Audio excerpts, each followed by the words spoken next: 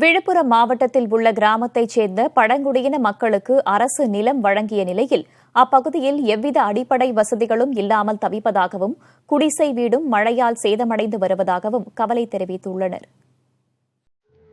மழையால் ஒழுகும் கூரை வீடு, ஓடைகளுக்கு நடுவே அமைந்துள்ள பாதைகள், கழிவறை வசதிகள் இல்லை. இவைதான் விழுப்புரத்தில் உள்ள திருச்சிற்றம்பலம் கிராமத்தில் வசிக்கும் பழங்குடியின மக்கள் தினந்தோறும் சந்தித்து வரும் பிரச்சினைகள்.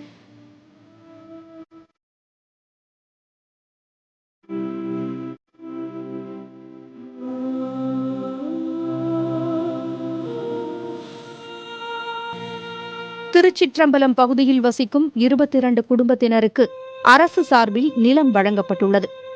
இந்த நிலத்தில் குடிசை வீடு அமைத்து அப்பகுதி மக்கள் வசித்து வரும் நிலையில் காற்று, மழை, வெயில் என எந்தவித காலநிலை இருந்தாலும் பல்வேறு இன்னல்களுக்கு ஆளாகி வருவதாக வேதனை தெரிவித்துள்ளனர். வீட்டின் அருகே கழிவறை, தண்ணீர் உள்ளிட்ட எந்தவித அடிப்படை வசதியும் இல்லாமல் தவித்து வருவதாகவும் தெரிவிக்கின்றனர்.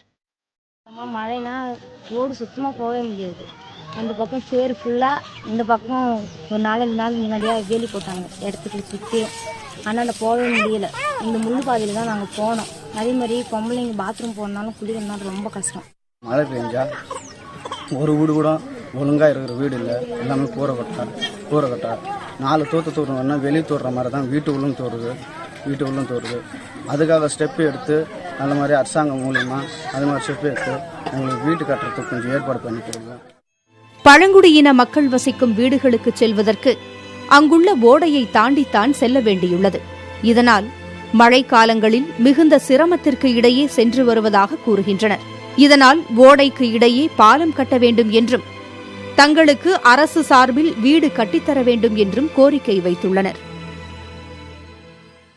சுப்பிரமணியம் கலெக்டர் இருந்தப்போ இவங்களுக்கு இலவச வீடு கட்டி கொடுக்கணும்னு சொல்லி மனு கொடுத்தோம். அவங்களும் அந்த மனுவை பரிசீலனை பண்ணி பிடிஓவுக்கு அனுப்பி அவங்க கையில் இருக்கிற எவிடன்ஸ்லாம் வாங்கி அனுப்பணும், பரிந்துரை கடிதமும் அனுப்பினார். ஆனால் இது நாள் வரையிலையும் அது என்ன பண்ணாங்க ஏது பண்ணாங்கன்னு பிடிஓ ஆஃபீஸில் ஒன்றும் தெரியல. அதுக்கு பிறகு கலெக்டர் மாறிட்டார். அந்த நிலை அப்படியே இருக்கு.